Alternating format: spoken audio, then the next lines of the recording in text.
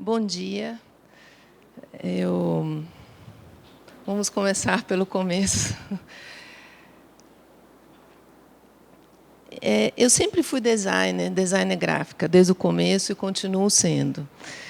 E, na medida que fui ganhando experiência e noção de projeto, a noção de projeto se tornou central, tanto na prática profissional quanto no interesse pelo campo. Por um lado, a pragmática do planejamento e sua aplicabilidade, ou seja, os métodos e instrumentos para que um projeto funcione, uma espécie de prova dos 9 do design. E, por outro, a natureza do objeto sobre o qual o planejamento recai. Essa última parte, a de entender as qualidades da matéria planejada, me parece fundamental na compreensão global do que seja projeto. Então, hoje aqui, com a iniciativa desse seminário, gostaria de propor olhar o que é livro ilustrado sob essa perspectiva. Tentar observar as condições que o definem para buscar metodologias de projeto que potencializem suas qualidades.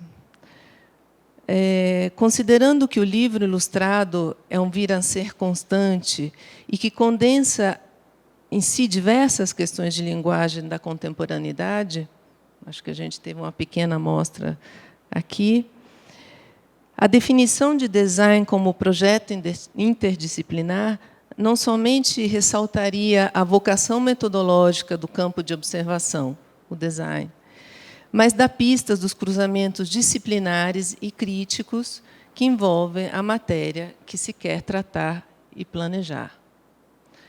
Então, o esforço aqui hoje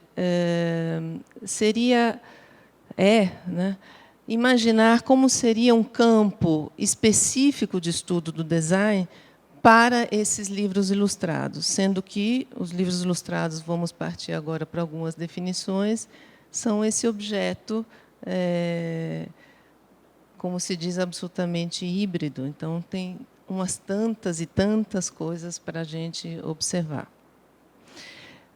Eu vou fazer uma contextualização, e aquilo que aqui vai estar exposto é, basicamente, tudo aquilo que eu fui vendo ao longo do estudo e do próprio trabalho, que eu quero pensar com vocês.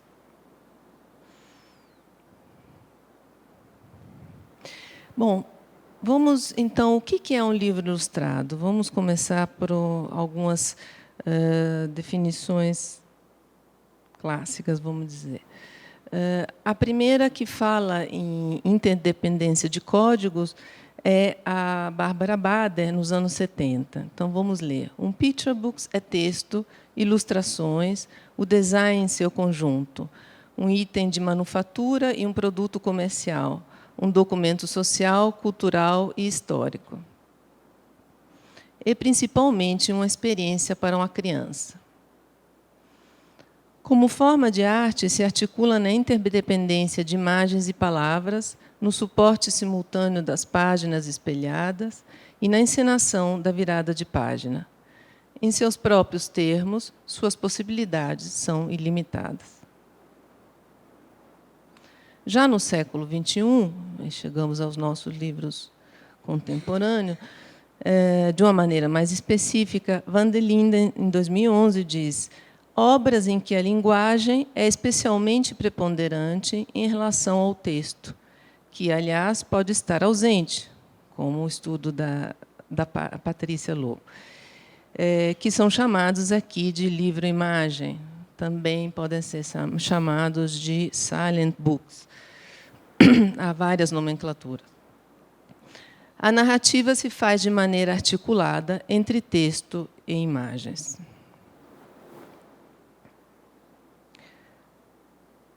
Bom, então, a gente pode dizer que os livros ilustrados são aqueles livros em que a estética visual prevalece, não somente em quantidade de imagens ou figuras, o que não exclui a importância do signo verbal, mas, e sobretudo, em termos de composição narrativa. Os casos específicos em que o texto escrito desaparece, como nos livros só de imagens, são importantes na medida em que levam ao extremo a questão central. E aí, aqui, chega-se ao marco que eu acho bem importante para esse seminário. Qual é essa questão central? É considerar os livros sempre na dimensão de objetos literários. E essa, realmente, é a primeira proposta que eu faço aqui. Posto, então, que a estratégia narrativa dos livros ilustrados se constrói por meio da visualidade, que, trabalhando com enunciados, textos, subtextos ou paratextos de naturezas diferentes, projeta a composição da obra ficcional literária para o campo perceptivo. Então, eu sugiro que é possível se pensar o projeto de design como estratégia, né? Tal qual Eco e outros autores, mas eu me refiro a Umberto Eco, fala em estratégia narrativa, né? Porque a gente viu aqui que a gente se preocupa muito com estrutura, né? Então, quais seriam essas correlações possíveis entre as estruturas na literatura, né, no estudo da narrativa, com as nossas estruturas, ou seja, da nossa teoria, das nossas metodologias de design, né? Então, pensarmos em projeto, se a gente pensar numa compreensão de projeto como encontrada na teoria literária em relação ao romance moderno, que diz que o projeto é uma concepção da obra a fazer, né? Então, ou seja, que a poética é um projeto, a gente pode passar a considerar para o nosso campo a poética visual, né, como estratégia narrativa dos livros ilustrados, né?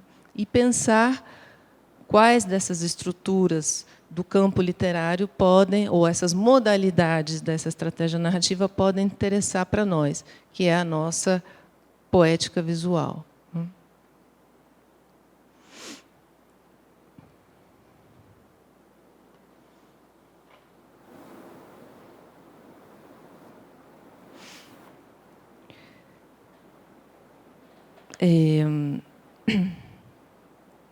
Eu queria, na verdade, antes de continuar, fazer, porque para não interromper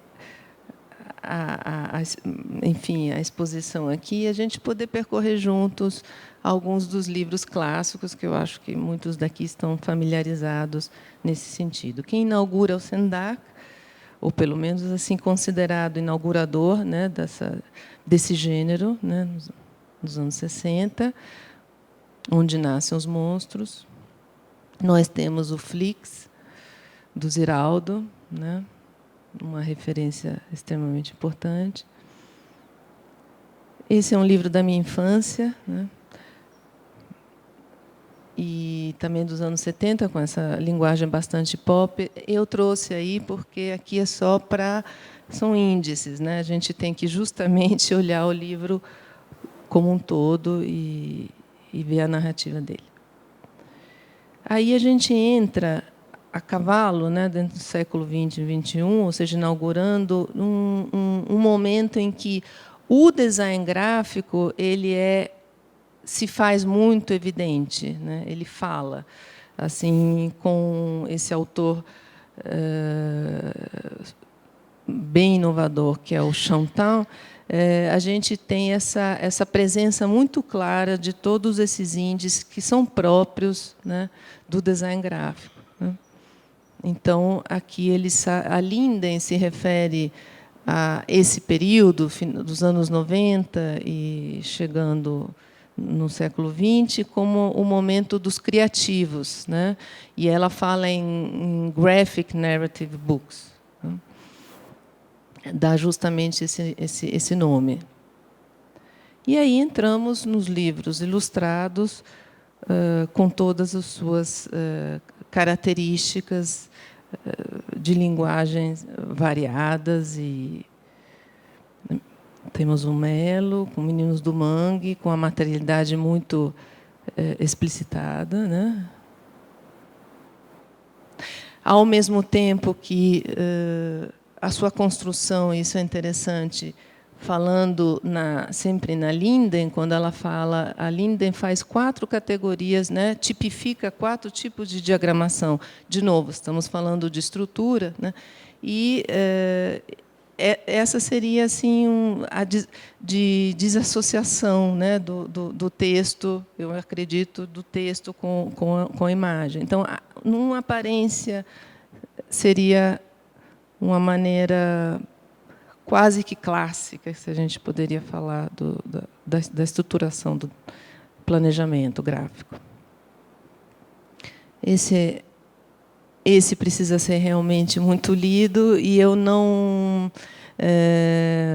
consegui ainda fazer análise desse livro, porque ele realmente é talvez o máximo do conceito de objeto literário. Eu não estou dizendo que ele é o máximo do livro ilustrado, mas do conceito de objeto literário, porque tanto as imagens falam muitíssimo, como o texto. É uma referência o tempo todo a diversas linguagens e a literatura. Eu trouxe também. A desvantagem é que a gente não tem ele traduzido ainda, então fica mais difícil. Esse é um caso que a gente vai ver mais adiante, da chamada dupla autoria, né? Eu já vou chegar lá, mas, enfim, onde os 2 autores se apresentam, autores, o ilustrador, o escritor, literalmente em dupla, né? Depois temos uma referência preciosa do que seja o contemporâneo, né, que é a Beatrice Alemania, bastante jovem, faz parte justamente dessa última geração, que é um sucesso internacional enorme, e, inclusive, cujo estilo, literalmente o estilo, é bastante, não vou falar copiado, porque não, mas assim, ela é uma referência de estilo, com certeza. E também eu vou falar dela depois. Bom, aqui temos justamente um exemplo também de referência dos livros só de imagem. Também está aí. Eu procurei trazer todos dentro da medida do possível, do peso. Esse é também outro autor italiano que trabalha muito com a teatralidade. Ele literalmente leva para o teatro, faz muita encenação teatral com a sua obra, né? Também está aí. E esse é um exemplo de trabalhar uma obra clássica da literatura, que também já é outra situação. Ou seja, aqui ele, digamos, não seria autor-ilustrador, não seria, né? Assim, em termos, se a gente quiser buscar definições de autoria. E aqui também, eu não sei como esse livro A Árvore de Tamoromu, como ele foi feito, qual o processo dele, se foi uma dupla autoria explícita ou, enfim, como se deu. Mas, conhecendo o trabalho um pouco do Vilela, certamente deve ter havido muita interlocução entre os 2. A gente pode perguntar hoje para a Stella, na parte da tarde, Stella Barbieri. Então, vamos lá. Bom, então, a partir dessas definições primeiras, né, sobre o que seja o livro ilustrado, vamos entender que, assim com o texto, ou até sem ele, os livros implicam, de qualquer forma, uma leitura, tanto mais complexa quanto for o trabalho de composição narrativa que os diversos signos e códigos, com os diversos signos e códigos. Leitura direta para a cognição de crianças já alfabetizadas, que consigam articular os diferentes graus do repertório proposto pela efabulação. Imediata, quando adultos se dispõem a traduzir o que leem ou veem, subsidiando ou colaborando com a experiência do leitor implícito original, a criança. uma leitura sofisticada, portanto, que, a propósito de leitor implícito, tende a diluir as fronteiras da faixa etária, que é o chamado fenômeno do crossover, né, que caracteriza os livros ilustrados, estimulando certa ambição em criar obras que possam atingir todas as idades de público. Abertura potencialmente benéfica, em termos de possibilidades criativas, embora não garanta, no resultado final, condição de originalidade literária.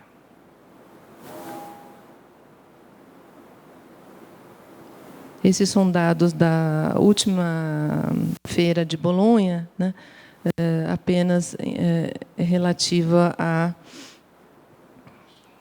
ampla, né, na preferência pelos livros ilustrados, só para a gente contextualizar e como são vistos, né, mesmo em termos de dados e mercado e público, né?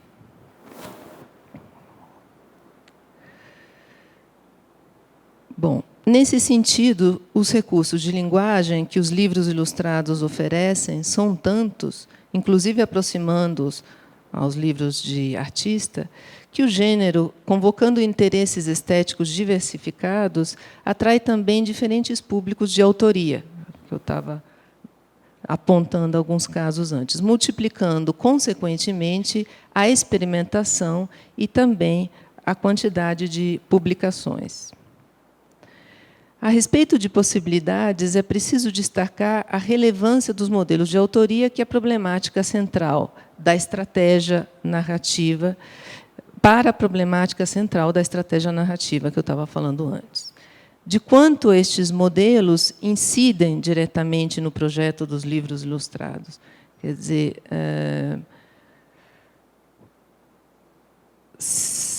nesse manejo, nessa orquestração, se poderia dizer, pergunto, que o autor ilustrador talvez seja o caso de autoria onde essa ideia de estratégia de projeto fique mais verificável, talvez. Mas isso é só para a gente entender quanto a autoria é um aspecto bem importante nessa ideia de projeto.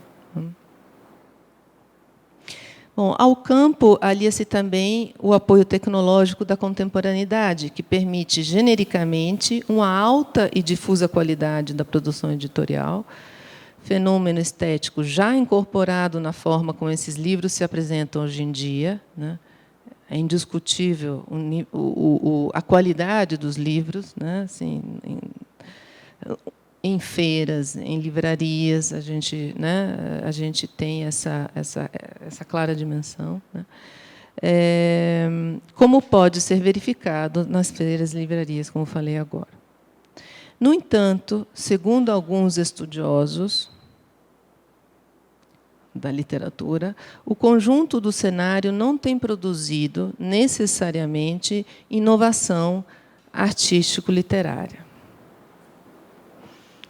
Bom, como é possível falar de qualidade literária? Isso nem cabe a nós, acho, hoje aqui, sem dúvida. Inclusive, temos hoje, né, estudiosos de literatura aqui presente. Então, e esse assunto do que é qualidade literária, creio que seja um assunto bem complicado, como para nós, né, seria qualidade do design. Mas a questão é de problematizar mesmo, porque aí a gente chega, de novo, à matéria desse objeto que queremos planejar, né? Que é, justamente, repito, essa proposta de ser um objeto literário. Então, pensá-lo dessa maneira, né? E literário aqui, obviamente, não tem a ver com necessariamente a palavra escrita ou não. É essa dimensão do literário, né?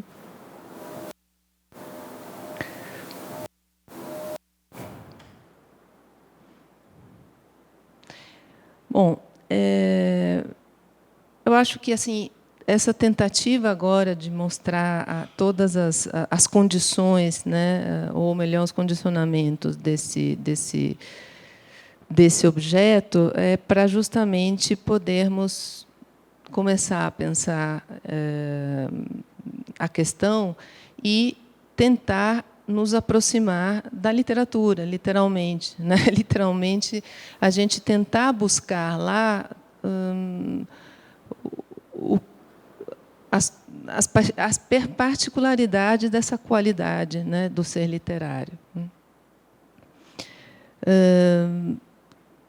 Eu acho que nós temos muita familiaridade, por conta do nosso campo, com as artes plásticas, né? Ou, de maneira mais ampla, com as artes visuais, né? Creio que o esforço maior, e isso justifica porque buscar na literatura, além de tudo que eu expliquei até agora, é assim entender essas correlações de estrutura que possam nos ajudar, né? E é por isso a proposta de uma estratégia narrativa. E, nesse sentido, olhando, então, o livro como um todo. Porque as imagens, como já tivemos uma ideia, elas falam, elas mesmas já têm uma narrativa, né? As imagens, quando eu digo, as figuras, né, para a gente se entender, né? Então, elas já têm uma narrativa própria, elas já são... E, nesses livros, elas têm um papel importantíssimo, né? Então, o esforço aqui é de ver a articulação como um todo, né? E, inclusive, todos os estudos falam muito de texto, do verbal com as figuras, né? E é normal que assim seja, mas eu acredito que, com o tempo, a gente já teve uma pincelada aqui, seja interessante, seja importante a gente analisar as figuras nesses objetos literários em relação ao design, né? Justamente porque as figuras, as imagens falam, né? E aí, dentro dessa concepção narrativa, como falam dentro do projeto, né? Então, por isso que a questão dos modelos de autoria é importante, e por isso que eu falava do autor-ilustrador, porque é diferente, né, um editor conceber um projeto e, do ponto de vista metodológico, e aproximar os ilustradores dos designers, quando isso acontece, né, não é esse o modelo mais tradicional, né, e, no entanto, ou o projeto ser de um autor-ilustrador. Como seria se fosse o designer-autor? Isso forçosamente nos leva a querermos ser autores.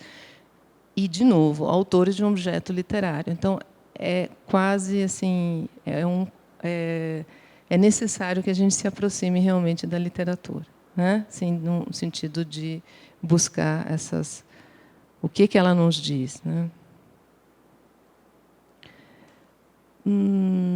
Uma das maneiras que... Eu não sei quanto tempo ainda tenho. 22 minutos? Então, tá. Eu, na verdade, pararia por aqui, porque acho que, não sei se ficou claro, mas qual é o propósito, né? Mas a questão é, vamos tentar ver, então, o que nos serve e como todo esse objeto se configura para a gente poder, talvez, ser autor-designer. Eu também quero frisar que a autoria aqui não tem a ver com todo o debate sobre a autoria tão presente também na literatura, e não somente na literatura, né? Do autor que se impõe na frente da obra, ou coisa do tipo. Além do mais, esses são objetos absolutamente correspondentes à ideia de obra aberta, no sentido que, sem o leitor, eles não ganham vida. E aí não vou me antecipar, mas vamos ver isso adiante, por exemplo, com a Aline Abreu. Então, mas a questão de autoria aqui é metodológica mesmo, é para a gente entender as questões. Mais uma vez, é uma problematização, né? E não tanto a reivindicação do papel do designer dentro das editoras. Isso também pode ser interessante, mas não é isso que aqui está sendo, né, assim, que, pelo menos nesse momento, interessa.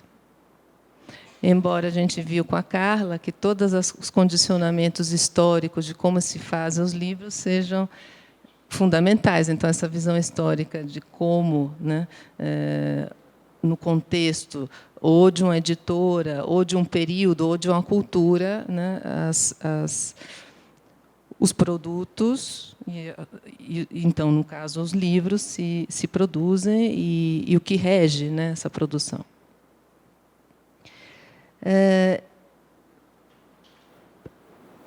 Particularmente, eu encontrei uma chave para fazer essa análise, tanto de projeto como de criação e de criatividade, já que a gente estava falando de qualidade literária, que, na verdade, falando em qualidade literária, a gente chega na questão da criação na arte, né? Que é também uma questão de originalidade, de invenção. E, falando de originalidade e de invenção, eu fui buscar, então, as definições de Munari, né, a respeito do que seja, né, a invenção, a imaginação, a criatividade e a fantasia. Ao mesmo tempo, um outro autor italiano do mesmo período de Munari, que se chama Gianni Rodari, um famoso escritor de narrativas para criança, fez um trabalho de referência que se chama Gramática da Fantasia. E os dois, de maneira diferente, mesmo que não conjuntamente, mas no mesmo período, sugerem essa ideia de fantasia como uma fantasia lógica. A gente sempre associa a ideia de fantasia à imaginação, mas com essa distinção que Munari faz dessas 4, né, faculdades, todas elas servindo para a criação, né, essa fantasia seria justamente uma fantasia de um trabalho criativo em cima da imaginação. Então, eu fui buscar, na correlação justamente desses dois autores, um da escrita e um, né, da comunicação visual, do design, essas possibilidades para fazer uma análise crítica dessa criatividade, sempre em vista da questão da qualidade, né, e da criação, né.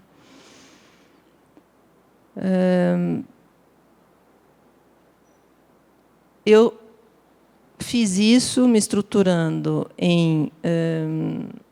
eu não vou entrar muito no mérito, só vou descrever que eu acho que é importante metodologicamente. Selecionei 7 livros, né, que me pareciam, 7 obras que me pareciam corresponder a esses requisitos da fantasia, que eu não vou poder aqui ficar entrando muito, né. Só vou poder mencionar, na verdade, as categorias que eu proponho para fazer essa análise. Fantasia, poderíamos dizer que, na história da arte, é a história da transgressão, né, na arte.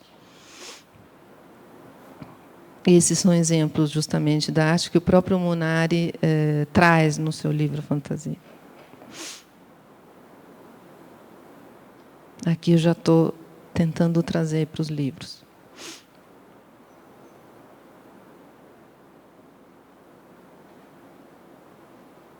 O que ele diz, Munari? Ele diz que a imaginação vê e a fantasia pensa. Esse pensar é que entra na questão da lógica e, portanto, de um possível planejamento. Como eu disse, a fantasia é entendida como um operar criativo sobre a imaginação. A ideia de uma gramática da fantasia é justamente juntar essa noção de estruturação, né, e de eventuais padrões que a gente possa encontrar com essa palavra mágica que é fantasia. Então, como resultado, nesse primeiro momento, essas são as 4 categorias que eu propus, né? buscar fazer uma análise crítica da criatividade nos livros, né, com correlações, justamente, de modalidades da narrativa na teoria literária e com as nossas próprias estruturas. Vamos lá, um exemplo, por exemplo. Umberto Eco fala nos seus bosques narrativos da divagação, né?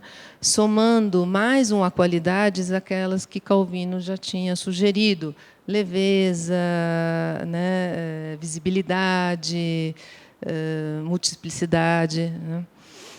E ele, então, destaca a importância da divagação. E quando fala das estratégias para se conseguir, na efabulação e na narrativa, esse resultado da divagação, ele traz obras clássicas, inclusive a Divina Comédia, Dante Alighieri, ele sugere que se olhe para essa temporalidade da divagação, né, como com olhar quase de artista, de arquiteto, porque ele diz que, para a palavra dele, circunnavegar uma obra, né, é necessário um tempo. Então, como fazer isso, né, que forma se pode fazer isso para acelerar ou desacelerar, enfim, chegar a um ápice, um desejo de construção dessa estratégia narrativa, né? E nós temos isso, nós familiarmente trabalhamos com página em branco, espaços, pausas, a famosa virada da página, né, falando em estrutura, que nos, né, é um momento de suspensão para a gente chegar no que vem depois. Só para citar alguns exemplos que não são familiares nesse manejo, né? Então, sugiro aqui da gente, assim, a ideia é tomar consciência desses instrumentos todos que a gente tem, sempre com referência a esta estratégia narrativa. Por isso dizia também buscar na literatura, né, formas, né, entender como isso opera. E como isso opera do ponto de vista absolutamente, sim, criativo, né? Não é um engessamento de regras só para eventualmente não pensarmos isso, né?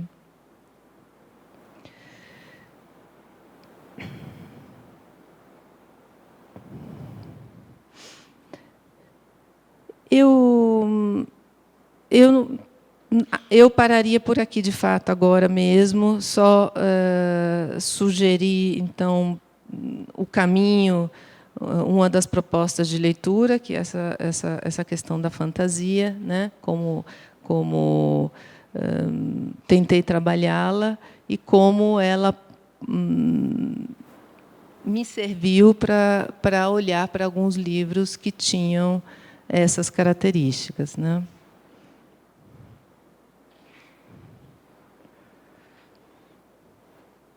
Como uma das questões centrais, então vamos, desculpa, só ver rapidamente.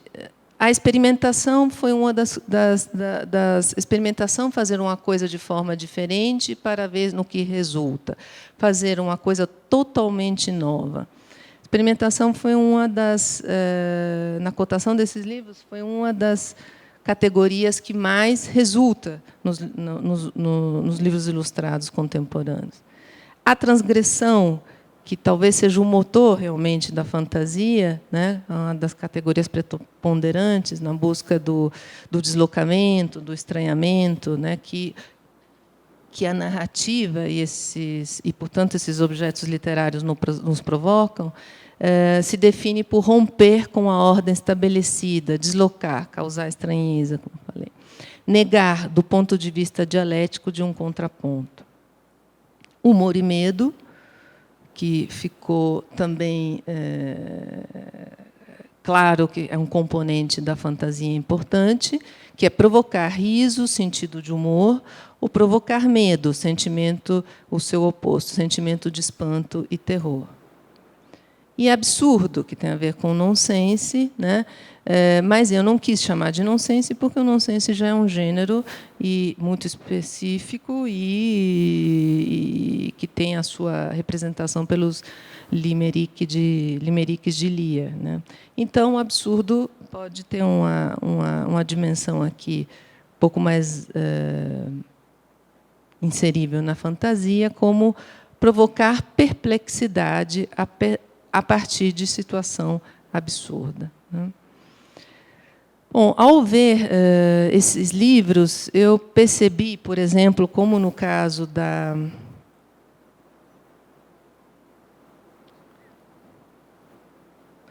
Beatriz Alemania, que eu citei antes, né?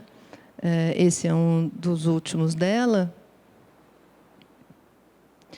que ela sempre me fascinou muito desde o começo, mas eu não conseguia ver nela a fantasia.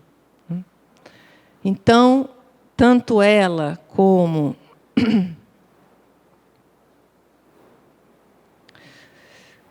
agora foi parar lá longe, como Austin Rowe, eu não tenho projetado, que também é outro autor jovem, muitíssimo referenciado, né, pelos especialistas e tudo mais. Depois vocês podem também, por favor, folhear, né? Ambos, que são muito contemporâneos,